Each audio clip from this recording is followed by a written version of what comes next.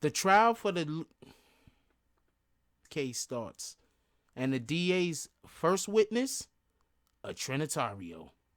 Me and the Notification Gang would like to invite everybody to come join us Monday through Thursday, 9:20 to 10 o'clock for morning coffee, where we discuss the events of the prior day and also just talk mess about stuff. See you then.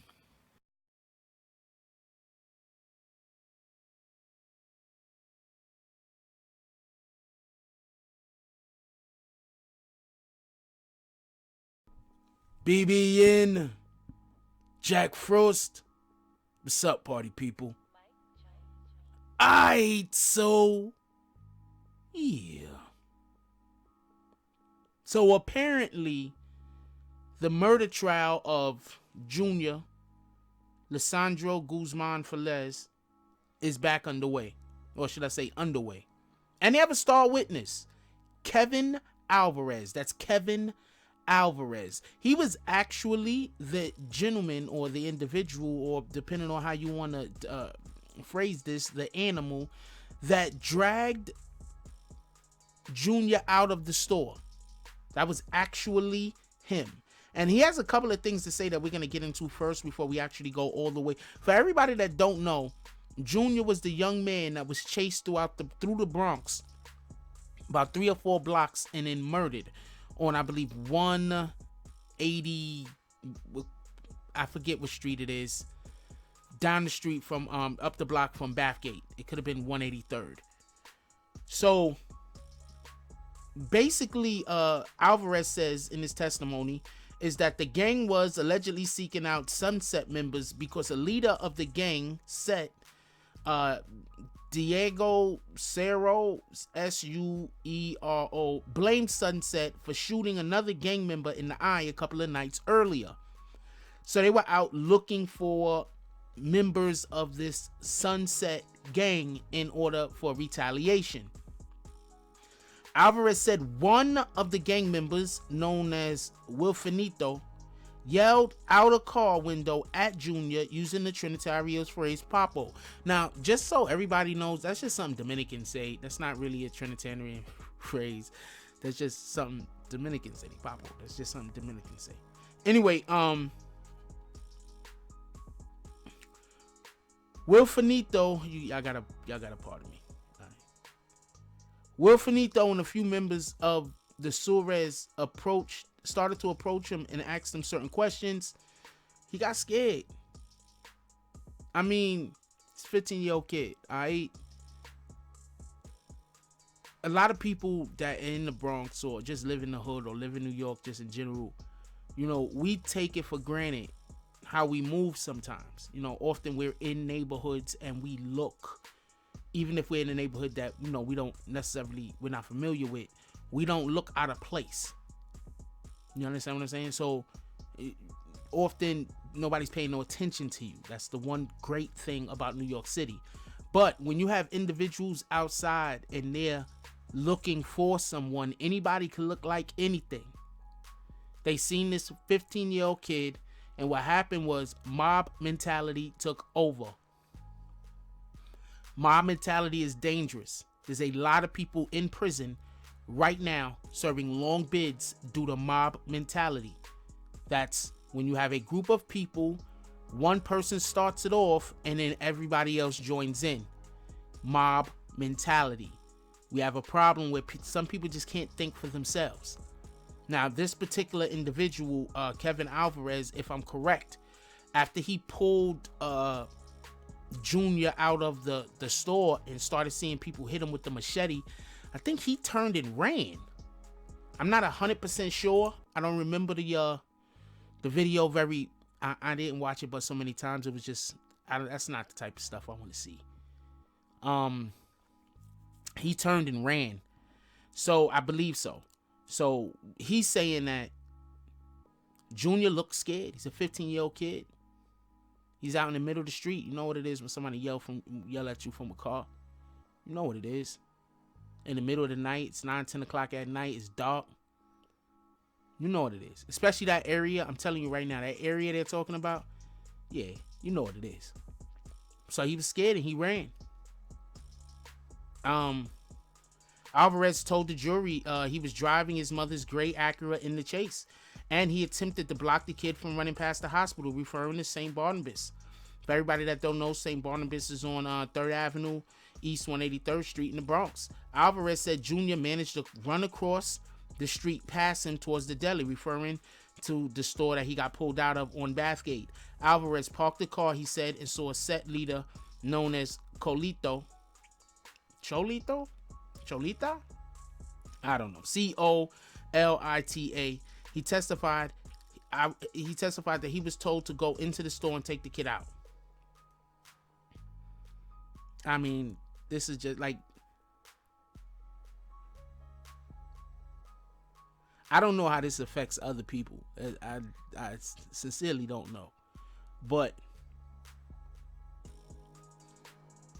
unless you live somewhere where something like this can possibly happen to you, you really don't understand. You really don't understand how you could just be minding your business and shit could just pop off and happen so quickly that you just lose total control over your environment and you're just a victim. And that's what happened to this young man. He didn't have the resources or the wherewithal or even the smarts. And I'm not saying that to be disrespectful to him, because I know where he was at. He literally ran past the hospital to a store when he should have ran into the hospital. This is not me dragging on him. This is not me talking trash about him. This is not me trying to be disrespectful to him. It's not. But I know where I used to live in that neighborhood, all right? I grew up over there until I was about 14, 15, about 13 years old, 12, 13. And I'm telling you, he ran past the hospital to go into a store. And every time I think about that, it makes me feel even worse about the situation, to be honest with you. Because if he would have took that right instead of taking that left, he'll still be alive, because they would have realized at some point that they were chasing the wrong man. You have a whole bunch of people not in. Now, it's not his fault. Let's just get this straight. It's not his fault. But please, teach your kids to run to crowds. When they're being chased, don't teach them to run to the corner store. I know why he ran to the corner store, because he knew those people. He thought he was going to be safe there because he knew them. And they threw him to the wolves. He thought he was going to be safe because he knew them. And they let those men drag that young boy out of the damn store. Not that they could have did much about it. That's the funny part. They would have had to come up off of that gun they got behind the counter, or some of them baseball bats, because I'm telling you right now, all bodegas got baseball bats. They needed to come up off of them damn baseball bats and get them dudes out the store and call the police ASAP. They didn't do none of these things. You can't talk to me if you're the owner of that store. And I'm way off target and off mark right now, but that's because these idiots, and I'm not saying all Trinitarios, let's just be clear on this. I'm talking about these specific individuals that was involved in this specific crime. What did they do? They chased a young boy. They didn't even know. They was just out there getting ready to grab anybody that was Dominican. Do you get it? They was just trying to grab anybody. Just as easy as it was Junior, it could have been somebody else's kid, because that night somebody was gonna die.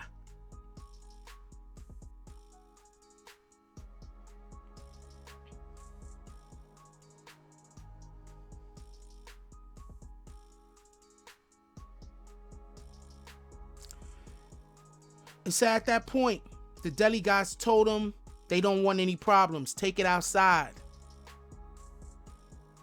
The deli guys told them they don't want no problems. Take that outside.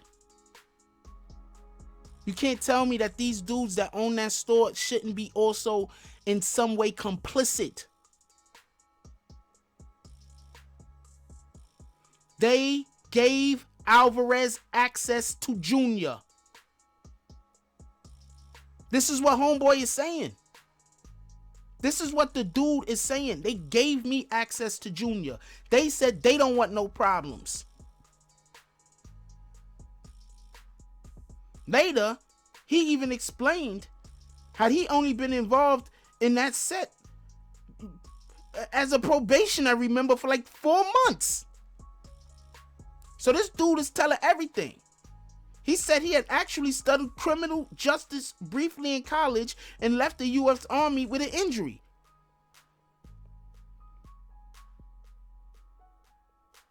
This is what's going on.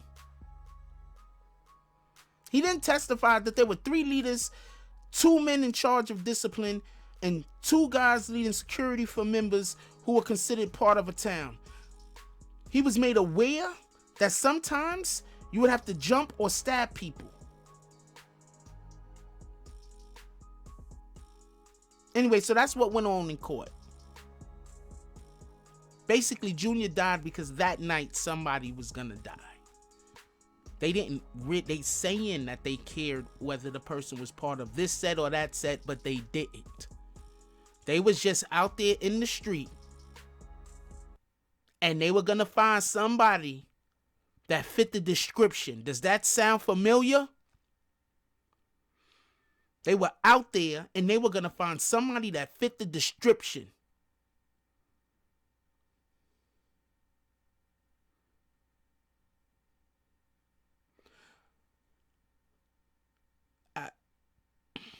Like, comment, subscribe.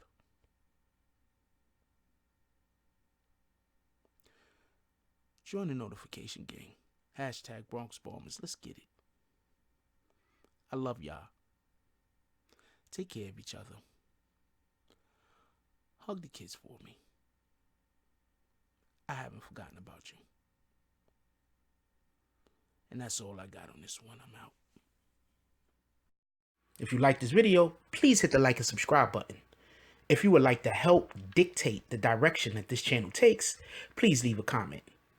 All comments are appreciated, whether positive or negative. Thank you very much and enjoy your day. And remember, positive thoughts cause for positive things to happen.